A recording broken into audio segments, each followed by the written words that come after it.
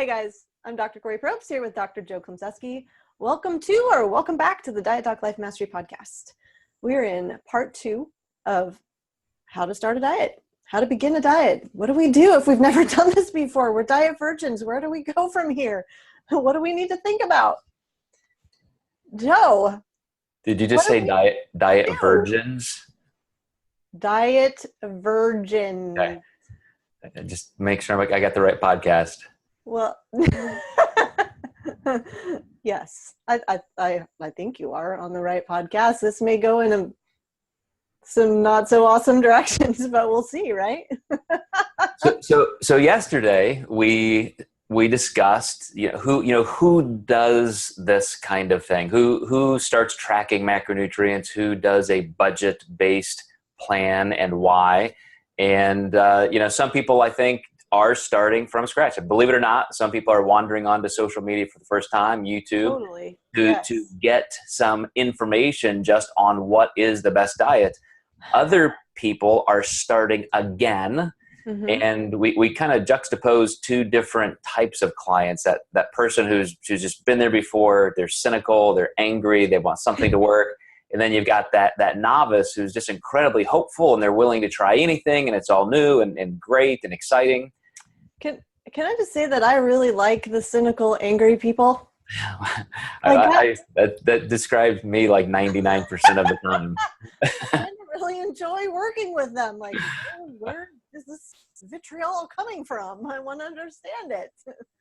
It's great that you said that, because I don't shy away from that. I don't look at challenges or conflict or that oriented type of person in a bad way. I looked at it as a way to create opportunity. How can I make sure this person doesn't have that same experience here and really get some answers?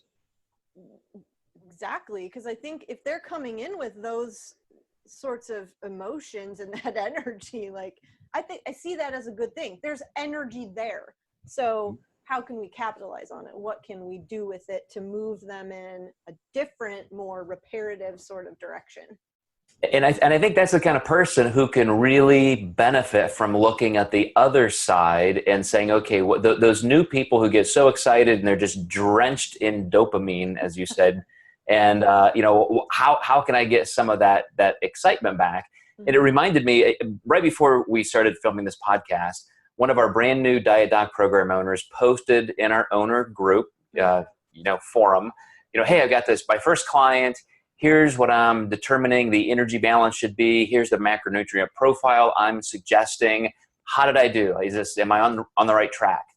And so there's some really cool excitement as a brand new coach working with a brand new client. And my advice to him was simply this. Everything looked fantastic. Protein was right in line. Fat intake was right in line. Carbs were a little bit on the high side, high normal. And I think that would be okay. But when you've got somebody just starting, they're going to be in this calorie deficit. You're going to ask them to be very consistent. There are going to be some key things to look for physiologically. Just because they're going to be more consistent with their food intake, food sources are probably going to be a little bit higher quality. Food timing is going to be more regular. Mm-hmm. So a lot of people get this sensation that, oh my gosh, I'm eating way too much food. They feel like they're eating more, even though you pulled them into a calorie deficit. So I said to our new program owner, I said, capitalize on that, where all of this new stability is going to be working for them.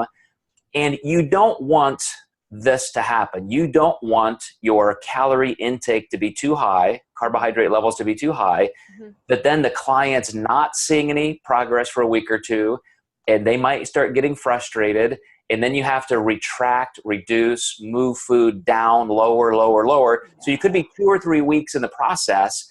This poor client hasn't made any forward motion, and they're losing confidence. And this is a golden opportunity physiologically, as well as from a coaching perspective, to really get them moving forward, because they're gonna feel better anyway, because we're creating stability. And that stability is what I want to talk about today, Kori. because a lot of diets, and I put that in quotes, like Atkins and South Beach, they really take advantage of this in a way with what they call an induction phase. It's almost like a pseudo cleanse where they intentionally pull carbs even lower, pull calories even lower, and almost kind of bottom somebody out. And I'm not in favor of that. I don't want to just, give somebody a gut punch of just I don't know, it's almost like it's like hell week in baseball. When I was in high school, like the coaches would do that the first week. They would try and destroy everybody physically just to get their attention. That's not the goal here. The goal is just to help them achieve some blood sugar stability, some fatty acid and amino acid stability in their bloodstream.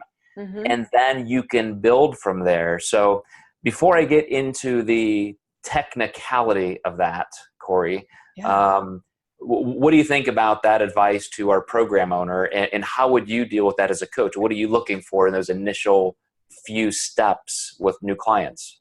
I think you're spot on, Joe. I am always preparing my client initially for an immediate sense of success.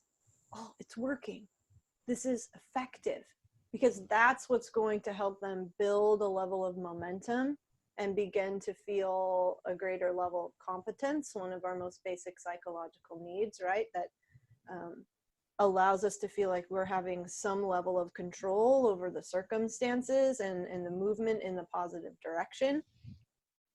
I had a client actually just recently that set up a new program for, and your thoughts in regards to, okay, I've seen how this person is eating. It's super high energy density food, but I wanted him to see that, okay, this burger that you're eating with cheese and bacon and mayonnaise, and it's not lean beef, all of these things, this is how many calories it has. This is what a salad could look like with the same number of calories. You're probably not going to finish this salad because it has so much more volume to it. And I mentioned that to him. I said, this is going to feel like, I anticipate this is going to feel like a lot, possibly too much food for you. Don't be surprised if you're like not able to finish your meals that I've suggested you set up for your week. And that's what happened. He's like, I was really surprised when that happened, because I can eat a lot of food, but it's much higher quality. So on the coaching side of this, I think it's incumbent upon us as coaches to almost lay out some things that the client might anticipate, because they don't know what they don't know when they're starting with us. And so to help them kind of have some level of expectation, or if something occurs, this isn't completely abnormal, let's work with this together, contact me if this is your experience, or what. I think doing something like that at the outset is really, really important. And I love what you just said about they don't know what they don't know. Yeah. And so I love to use a lot of word pictures, a lot of visuals. I'll use even graphs when I'm in front of a client. And I'll say, as we start to move into more regular food intervals and your meals are pretty set, you've got some levels of flexibility, but I want to start with higher levels of structure with the meal planning and the options and any kind of exchange list that I create for them. And then we're going to go through a process of showing exactly what's happening with blood sugar levels as glycogen becomes a little bit depleted in the liver, in the muscle tissue. And within a day, you can get incredibly measurable differences in aggregate insulin and glucagon levels in somebody's bloodstream within a day. As soon as you're in a calorie deficit, instead of every single meal, your pancreas secreting a ton of insulin to go into a storage capacity, a storage mode, glucagon is being released to retrieve energy. And of course, that comes from glycogen stored in the body, but also fatty acids. So body fat cells are going to start excreting fatty acids. And that makes a substantial change in a couple ways. Number one, that's where they start getting the feeling of satiety. Yeah. So when insulin levels aren't running away and then dropping precipitously, not only are you getting a more leveled off blood sugar response, but you're also getting the supplemented energy in your bloodstream of fatty acids. And just like fat intake helps to reduce appetite, so does this fatty acid response. So within a 2 or 3 day process, they're really going to start feeling some higher energy levels. And I'll tell them, some people can experience a little transition when their body starts running out of stored glycogen, and you might feel a little weak, a little depleted, a little hungry on that 3rd, 4th, 5th day. But some people just don't. Some people are drinking more water, their food intake is higher. And so they get this amazing stability. I have a client right now whose A1C levels are so high that she's worried about blood sugar and every gram of sugar in her food. Should I be tracking it? Should I make this lower? And I said, just give this time. Just because you're in a calorie deficit, you're going to almost instantly start seeing drops in your A1C, which she did. And I remember, one of the very first stories I ever put in a book was about a client who came in and his triglycerides were 900. Oh, goodness. 30 days later, they were 90. That's just how quickly your body can go through some of these transitional energy forms, like the glucose, stored in our body in the form of glycogen, those fatty acids, the triglycerides in our bloodstream. So as you start leveling off physiologically, you've got such an advantage of feeling better. And that's where these new dieters have this honeymoon period, because that kind of stability is so motivating. You feel so much better. You can reduce your food by 40, 50%, and yet you don't experience hunger anymore. But it's the people who start waffling around with a high day, I cheated a little here, Joe, and I'll make up for it. I'll do a little extra cardio. And again, these are kind of the old dieters who've been used to it. They've been down this road before. They're almost too familiar with it. So they forget how, if you really do follow all the rules, if you check off all of the boxes and do the right things, it's all about that physiological stability that can make it easier. I'm not sure, Joe, that, let's call them diet veterans. I'm not sure that most of them even really understand the physiology of fat loss, though, and how those first 2 to 5 days are crucial in terms of consistent intake and what is actually occurring with glycogen and the usage of fatty acids. And so as coaches, that's another thing that we need to be very responsible about educating our clients around. And using graphics, I completely agree with you, is very helpful, because they need to be able to imagine it happening as they're experiencing the actual feeling of, well, this is different. Like, what's actually occurring here after this meal? They need to be able to understand it in order to begin integrating it. And it's always a great teaching moment when they slip a little bit. So you could have somebody who's losing 20, 30 pounds. This could be your first diet ever. Things are going great. And then all of a sudden you eat a little too much on a holiday, or you have a big weekend or a vacation where your meals are kind of all over the place. And all of a sudden you wonder, where's all this hunger coming from? And I just don't feel well like I did, for the first 3 months.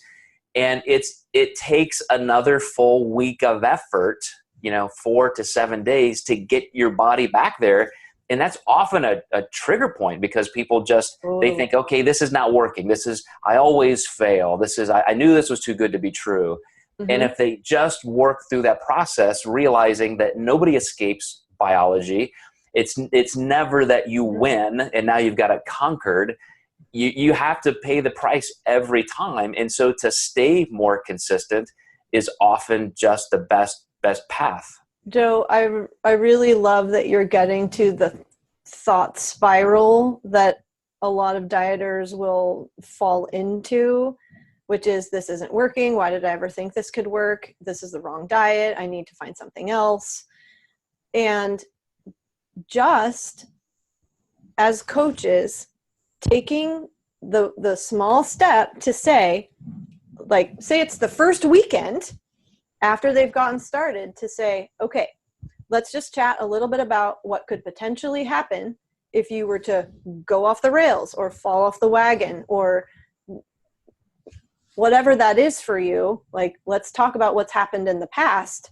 Here is what physiologically you might experience. And here is what is happening in your body. And here is what potentially your life could look like in the week after, to really get them forward thinking. Exactly. And that's where I want to finish this series tomorrow. We started with the kind of the setup. Today I wanted to dig into the physiology without getting too much into the biochemistry. Then I want to look at the long term. I want to look at where the physiology and the psychology merge for the long term, because I was talking to a family member of mine who just crossed the 80-pound mark, and she's so excited, doing so well. And I wanted to sit down and I want to talk about, okay, here's what we need to guard against for the future, because this has been fantastic. I don't want you back at the starting point a year from now. So that's what we're going to cover in the next episode, Kori. I'm going to hand the baton off to you on the psych part, of course. That's awesome. So, all right, guys, thank you for watching and listening, and we'll see you next time for the third part as we wrap up this series. All right. Thanks, guys.